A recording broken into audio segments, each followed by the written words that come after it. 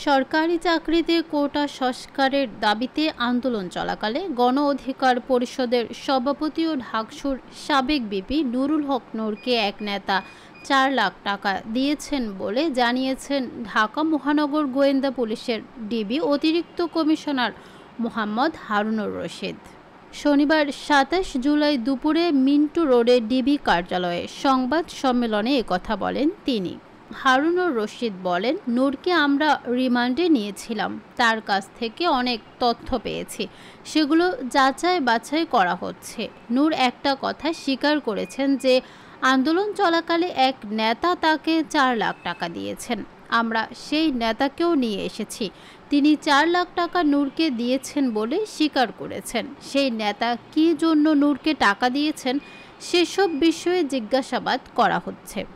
তবে কোন নেতা ঢাকসুর সাবেক ভিপি নূরকে টাকা দিয়েছেন সে বিষয়ে কিছুই জানাননি হারুন। এদিকে শুক্রবার ২৬ জুলাই 5 দিনের রিমান্ড শেষে নূরকে আদালতে হাজির করে পুলিশ। পরে ঢাকার মেট্রোপলিটন ম্যাজিস্ট্রেট শাকিল আহমেদ তাকে কারাগারে পাঠানোর আদেশ দেন। এর আগে গত 21 জুলাই তার 5 দিনের রিমান্ড মঞ্জুর করেন আদালত।